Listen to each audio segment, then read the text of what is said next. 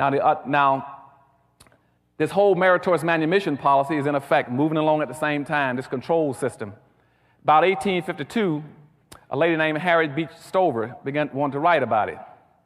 So she then wrote about the whole thing. She interviewed a guy whose name was Henderson, which you all know as Uncle Tom. He then told about the story. She wrote a book called Uncle Tom's Cabin. But in that book, contrary to what most people think, Uncle Tom was not the bad guy. The bad guy was Sambo. And so I'm asking you all as my brothers and sisters, please in the future don't call a black guy who you know is worthless and trifling. Don't call him an Uncle Tom. That's complimenting him. Call him his real name, what he's entitled to, and that's a Sambo. Any black person sells his own people out and will do them in, he is a Sambo. Now, what is a Sambo again? Going back to meritorious manumission in 1710, the whole conditioning process, the whole brainwashing system, the whole social engineering system says that you must teach black people to see the world through the eyes of whites. You must see everything through their eyes.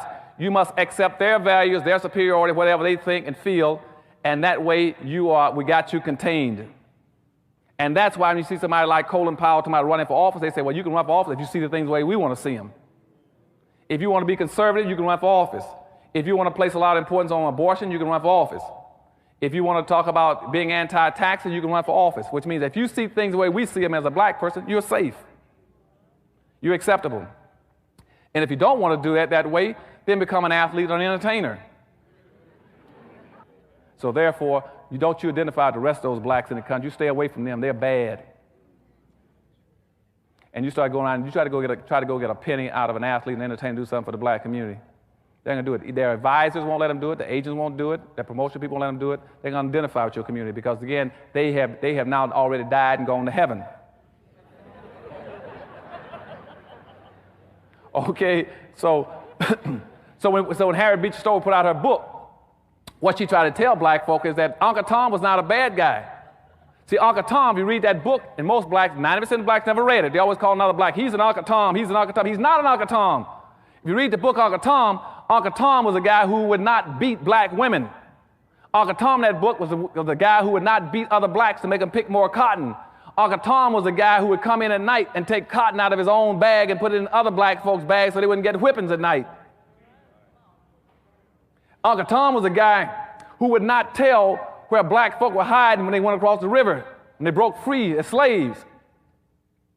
But Simon Legree, the white slave master, had a black that followed him around named Sambo, who always says, you show me, give me the right, I'll show you how to trees the coons. I'll show you where they hides. And see, that's the guy.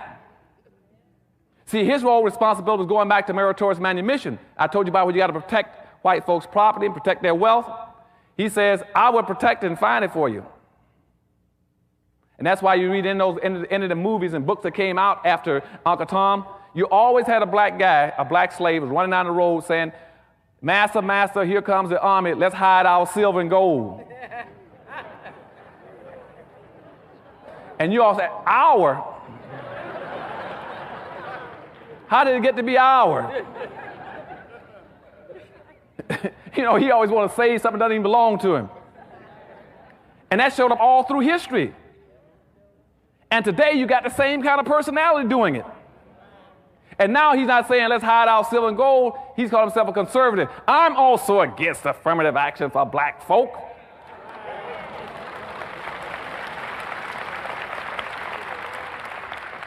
I'm against quotas. I'm against preferential treatment. Even had one running around talking about he wanted to pass a law to stop black folk from discriminating against whites. You still got that kind of personality that always wants to protect something, protect the strong. You always got that kind of Sambo personality. And nowadays, the best way to get rich is to say, I'm going to protect that master's gold and silver, and I'm going to be against them black folk. I guarantee I can get you a radio talk show. I can get you a television show. I can even get you an appointment to the Supreme Court. Okay?